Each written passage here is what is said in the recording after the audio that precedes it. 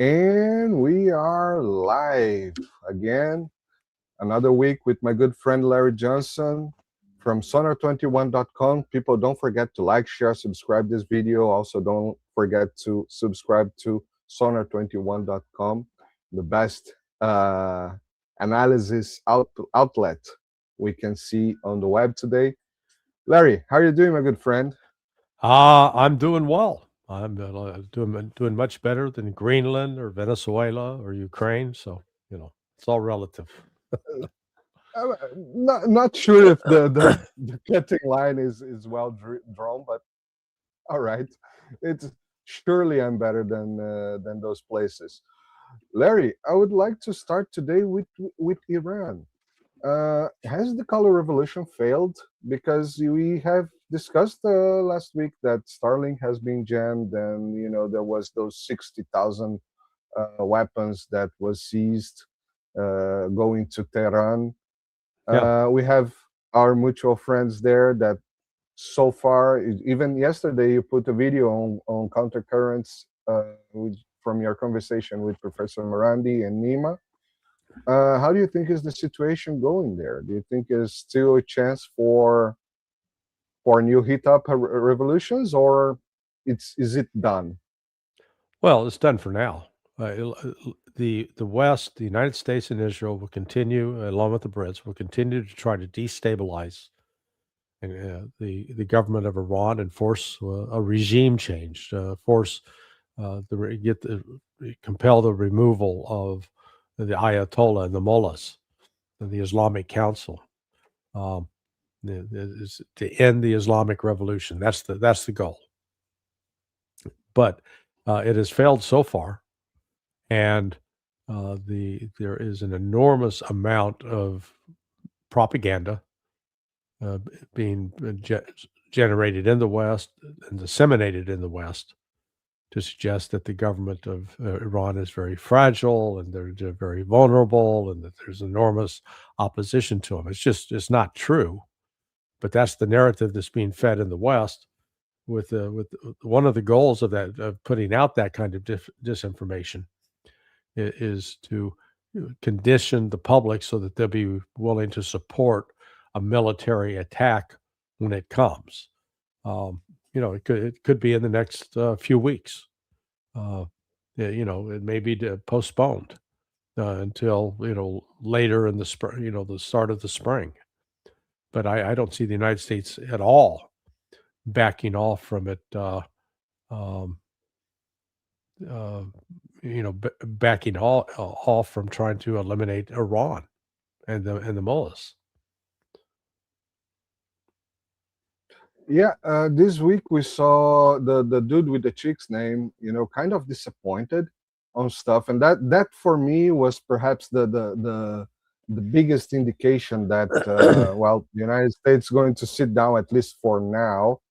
And just yesterday, 2 days ago, we saw a demonstration from Iran, test with what they claim to be a 10,000 kilometers ICBM missile. Yeah, I've seen that report. Seen that report. I don't know if it's true or not. That's the problem. It's you get a lot of this information out there that's spread that just absolutely may not be true. Yeah, exactly. But at the same time, we saw that Trump kind of backed down from the attacks on Iran. Well, at least for now. Do you think that those things could be correlated? Do you think that Donald Trump asked for the brown pants? Say that again. Do you think that Donald Trump asked for the brown pants? I don't understand the question. You don't know the joke? The pirate? No. When he was asking for the red T-shirt so the other pirates don't see he bleeding. And then 10 Corvettes follow them, and he asked for the brown pants. Oh, okay. I got you now. Yeah.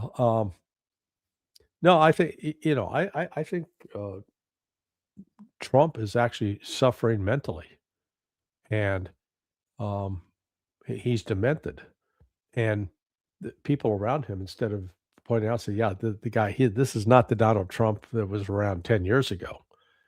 This is an impaired Donald Trump, and he's showing one of the signs is what I wrote about it last night called confabulation. The example of confabulation is his claim that he stopped 8 wars, that he's brought peace into 8 different situations. That's completely not true.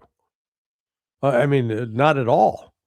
The only one that could possibly suggest that, where there was the U.S. government played a mediation role that Trump had nothing to do with, was between Armenia and Azerbaijan, but yet that there's still nothing firm, no firm agreement there yet either.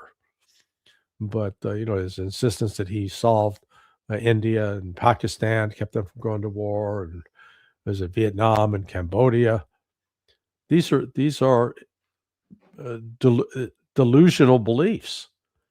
But the problem is he actually believes that what he's saying is true.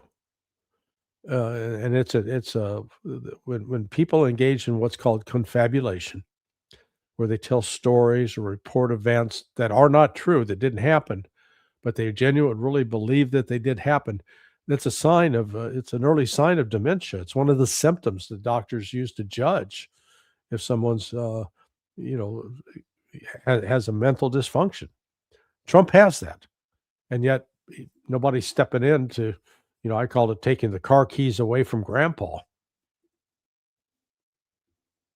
Yeah, I read that article from yesterday, and I actually I have some doubts about it, because I think we should take the car keys from the United States at the moment because it's a train wreck. I'm Well, not It's, sure. it's dangerous, but nobody's doing anything. I mean, look at Brazil. Exactly, Brazil's, exactly. doing nothing. Yeah, well, Brazil is not in a position to counter the United States. It's a shame to say that. We should be. There are actually movements inside of Brazil to make Brazil great again, or something like Mbiga, Yeah, Mbiga. yeah, big. But even that at this point with our structure, it seems like Brazil is it's alone. I've been saying this since the beginning of the channel. We are in a different rock. We are in the Americas, so our uh, big empire is the United States. The one that we should counter, let's say, or at Mhm. least balance, is the United States. And I don't think China and Russia, even with BRICS, I really don't believe that China and Russia will come for the rescue. I mean, it's not their job.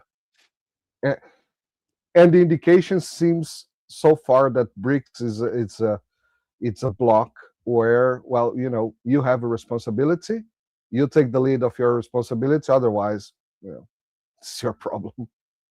Something like that. Yeah, but in the case of Venezuela, I really do believe that Brazil should have done slightly more than rough talking on the UN. Well, I mean, let's. What could Brazil have done? Well, Brazil could have started reaching out to the leaders of Chile, Bolivia. Keep Argentina out of it because Malay is just a whore. Uh, but Ecuador, Colombia, and then go into Central America. Reach out to create a genuine, bring the different nations of Central and South America together to protest. You don't have to say you like Maduro, but to protest, this U.S. Aggression.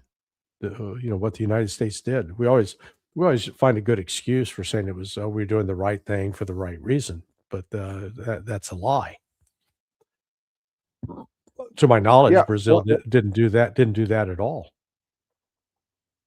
yeah, exactly. One of the things that I've been saying, that I've been seeing as an excuse, because I call it excuse from journalists that are aligned with the government, with the Brazilian government, is that, for example, Brazil is trying to bridge this deal with European Union with Mercosur and European Union to kind of bring Mercosur back together, because Mercosur nowadays is just a fragmented piece of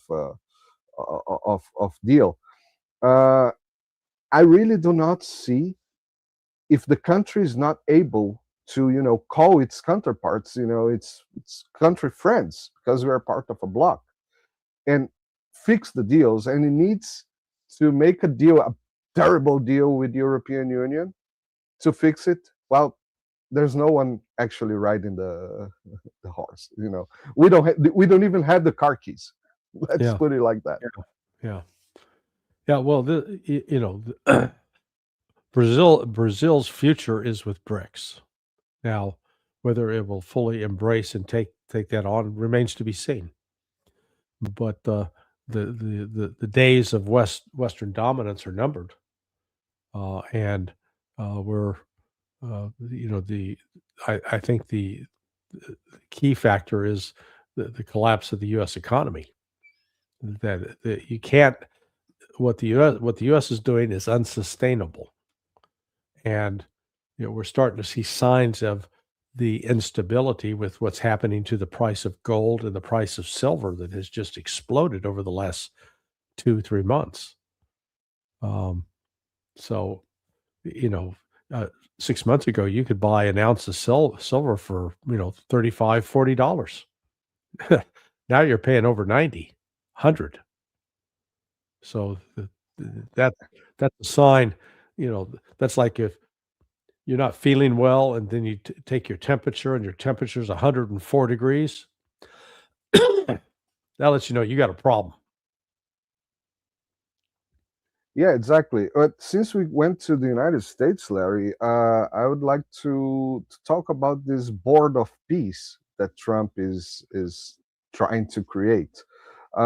Is Trump trying to go ahead, because it really seems like a trend that BRICS or at least the SEO and BRICS together, and all these other blocks are trying to keep the UN alive, but at the same time, at some point, they are going just to, shrug the shoulders and live their lives or build something different. Do you think Trump is seeing this ahead and trying to build his own club of golden members? Well, yeah, I mean, someone said, "Oh, this is a competitor to the United Nations." There's no such thing. This is, uh, this is Not that Trump. the United Nations needs to be competitive in anyway. Yeah, no, this is Trump just trying to create an illusion that he's got international support, and he'll have all these other countries that have signed on, but they're not going to have any. They don't have veto power. They're not going to be. There's not a requirement that they consult. There's not a requirement that they all agree on a course of action before a course of action is taken. This is just to this thing is it's a charade. So he's just trying to build this to finally win the Nobel Peace Prize, which, by the way, he kind of threatened the Norway. No. Well, I mean,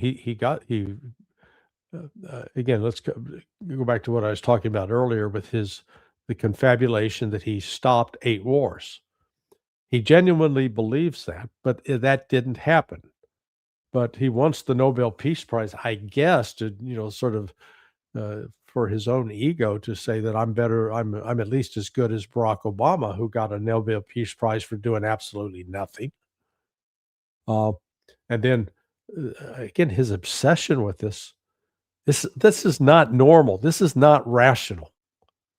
I mean, good God.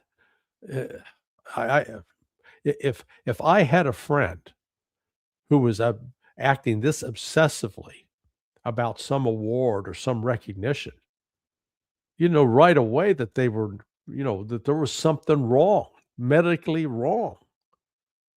And yet the world continues to just sort of enable this guy. Yeah. That's that. I've been saying this since he took the position. He seemed very odd since beginning of last year. He's been. Remember that I asked you that, do they put something in the White House drink that people got there and got demented? No, no, no. It's just once you buy into a program and the reason fables, fairy tales are told, they are created. They're designed to present sort of a fundamental truth about human beings, and that was the rationale behind the story of the king with no clothes, where finally he was deluded into believing that he had this magnificent outfit on, and he is actually bare ass naked. But everybody around him said, "Oh, that's an incredible outfit. Oh, you look amazing. That is spectacular." And it was left up to a child to say, "He's bare ass naked," and then finally woke everybody up from the dream. We're still in the dream state with Donald Trump. He is not. He's been a very charismatic guy. There's no denying that he, became quite a media presence, and he's good at branding things. But what he's doing now is not normal. What he's doing now is abnormal. And instead of them putting a halt to it, everybody's enabling him. They're pretending that he's okay and that he knows what he's doing. Yeah, exactly. Larry, let's move to a safer place than the United States then. Let's talk about Ukraine. And well, actually Ukraine and Greenland. Recently we had Putin. You wrote a perfect piece about Putin, Trump and NATO on advice. Recently we saw what seemed to me to be the most obvious objective since the beginning of the conflict with Ukraine, which was the NATO 1996 boards going back to its place. And it seems to be outright verbosed, put by Putin, that NATO needs to go back to return to its original borders. Do you think the West is listening to this? Oh, well, no. Again, I think let's define Russia's overall objective is to render NATO ineffective. That is, so there are a variety of ways that you can, if you will, disarm NATO or put NATO in a position where it no longer threatens the United States or threatens Russia. It is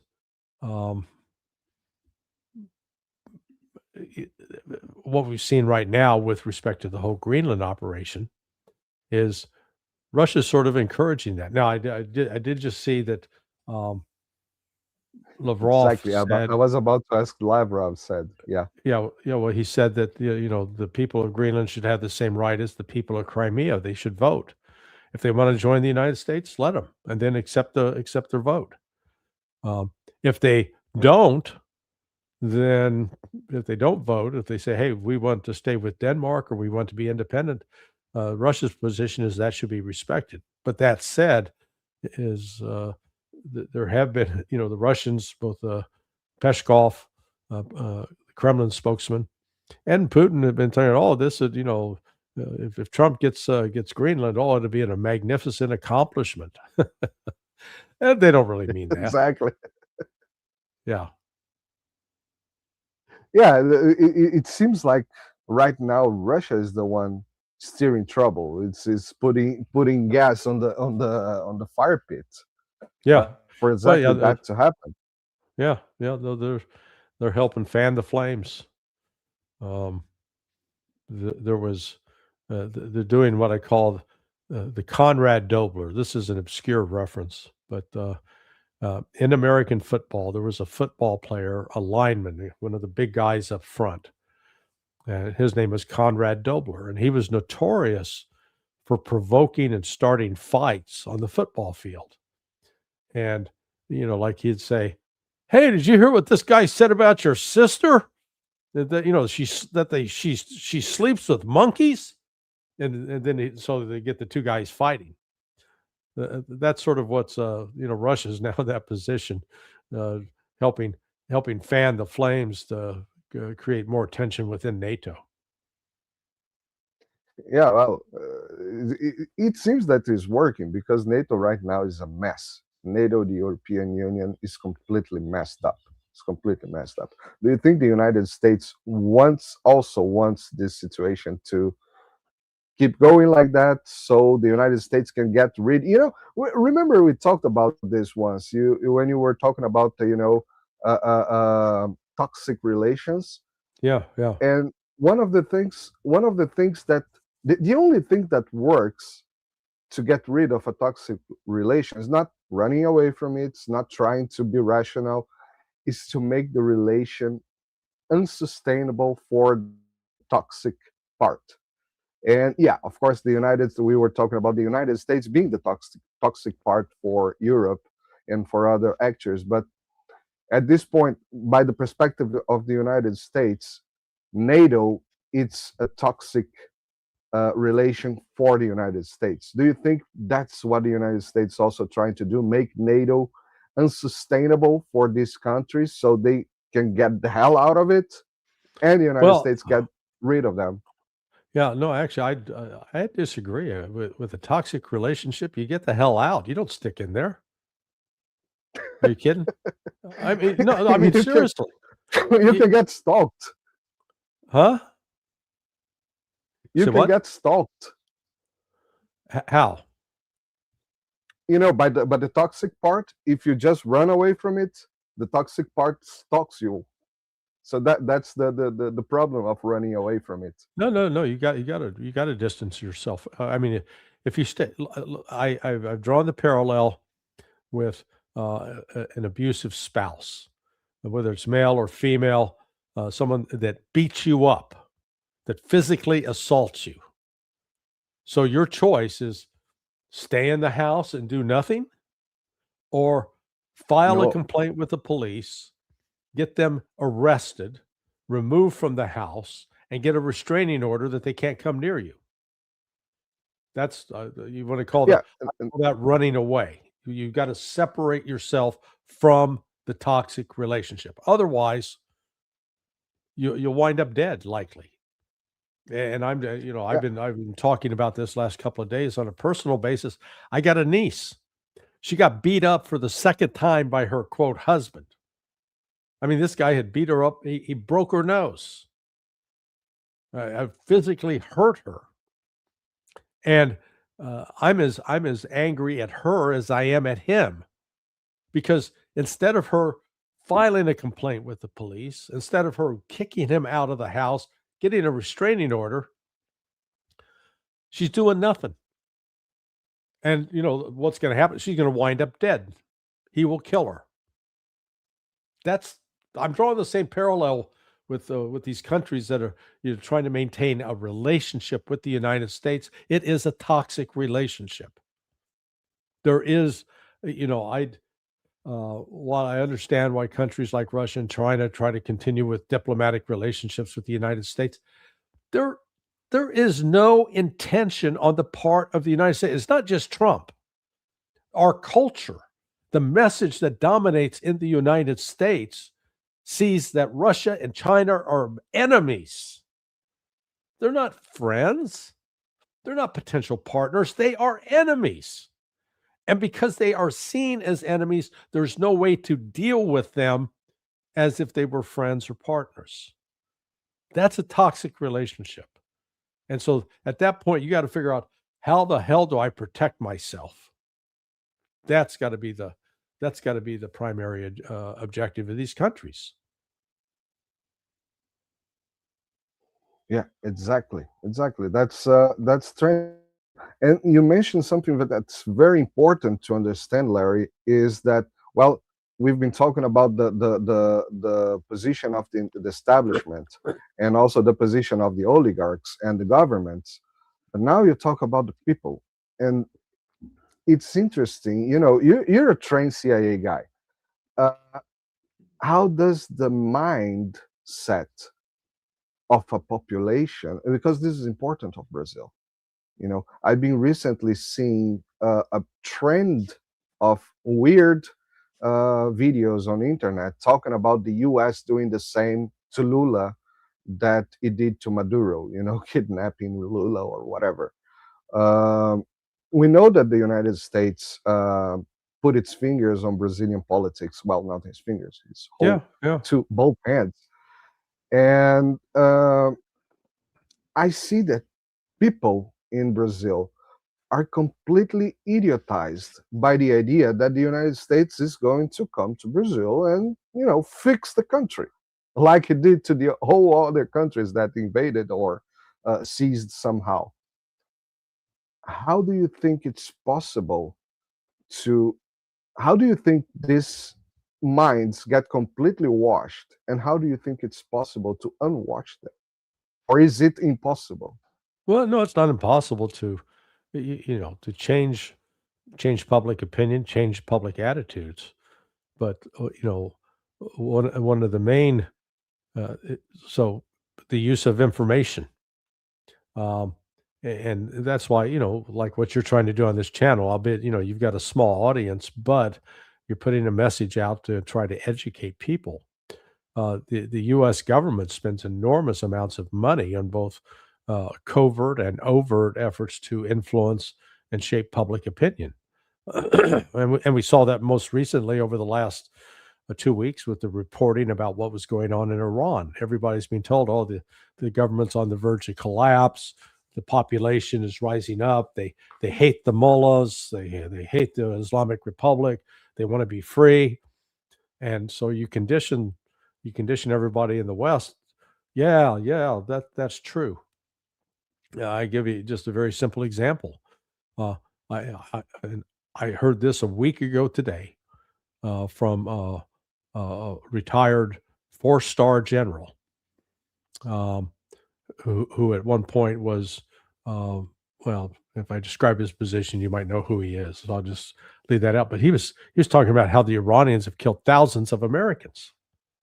Well, I went and did the research. That's an absolute fundamental lie. It's not true. But he believes it's true. This is another example of confabulation. But once you convince the public that Iran is this implacable enemy, it hates us because they are the Islamic extremists. They hate Jesus. And the number of lies that we're constantly exposed to here in the West that become a foundation for our beliefs. We're taught about, the Judeo-Christian values. Well, the reality is this. Islam recognizes Jesus as a prophet. Judaism does not. There's nothing special about Jesus. He's just some clown who claimed that he had a divine insight. Islam recognizes Mary, the mother of Jesus, as a holy woman, a woman who is respected within Islam and in the Quran. Judaism despises Mary. She's a whore. And yet we talk about Judeo-Christian values. I mean, that's one of the ways that the propaganda works. And within this Judeo-Christian value, we become convinced that Islam is bad, that the Judaism, Zionism is the proper way to go. I mean, it's just it's all deceptive. So the way you change it is you got to get the right information out and you got to push back. But sometimes it takes an outside event, like an economic collapse, like a war, like something horrific, that ultimately will force people to change, to look at something differently. I hope we don't have to get to that point, but I'm afraid we will. I think at this point, the only thing that's going to pull the United States out of this, I call it an ideological death spiral, is it's going to take a war and the United States suffering enormous casualties. It's extremely sad vision, especially because we know that the United States is it's a train wreck with nukes. Not a train station, a train wreck with nukes. Larry, just to get you out of here today. You're gonna toss me out now, huh? I would, yeah, you get the hell out of here. I don't want to listen to you anymore. I'm just kidding. Of course, I just simply love our conversation. First of all, it amuses me, and it's always extremely full of knowledge, and I like to absorb this knowledge. I would like to make a comment also about Brazil and the BRICS, and I agree with you that Brazil's path is with BRICS, but also my vision, my way of seeing things, Brazil on BRICS, its main function, I would say, the main profit for Brazil, the best scenario for Brazil, it's being with BRICS, but also being a Western, bridge between the East and West, and geographically, and let's say culturally, because Brazil inherits the good trade. How can I say it? The Portuguese were always good traders. They were better traders than invaders. They were not very good invaders, although they made a mess here and there, but they were always very good traders. And yeah, we could be this bridge, and it would be better for the United States to have Brazil, alone doing this bridge. It would be better to everybody. But let's see what's coming from it. But just to finish, also about Venezuela, that I forgot about it. Well, we kind of deranged from it. We had the meeting between the CIA director, John Ratcliffe, and Delcy Rodriguez. I would like to understand do you believe that the Venezuelan coup d'etat is a fait accompli? It's done. No, well, Maduro's no longer there, but the government has not changed, and it hasn't vowed to break relations with Russia, China, or Iran. So they're trying to find some sort of accommodation with Washington. And, Trump hasn't dared to put troops in there. And they're talking about to provide security for the oil platforms, that they're going to use a private security company, like Blackwater or something. Well, if they show up, there's a good chance that they will be killed and or kidnapped. We'll see. No, this is Venezuela is far from stable. Yeah, that's right. And I would like to see more from Brazil, pushing a little bit of stability for the region. We've been known to be a very stable region for some time. Yeah, well, it's somebody's got to step up and be a leader and oppose the United States. And sadly, nobody in Latin America has the courage, the spine to do so. Yeah. Let's see for the next episodes. Larry Johnson, my good friend, thank you very much once again. I would like to remind people again to follow Larry on Countercurrents, the channel. It's here on the description. Also on sonar21.com, where he puts all his daily or weekly videos with the judge, with Nima, which has come back, right? It's here back to Brazil, right? No, he's not back. He's still in Iran, but he is broadcasting from Iran. Oh, okay. And then also Marcelo, your video goes up too. And my videos are up too. And, Danny Davis and everybody that you just had also redacted with Plato and Natalie Morris. Yeah. Always excellent analysis. And yeah, like, share, subscribe, all that. My good friend, thank you very much. And I'll see you next week. Yes, sir. Thank you. Bye-bye. Bye-bye.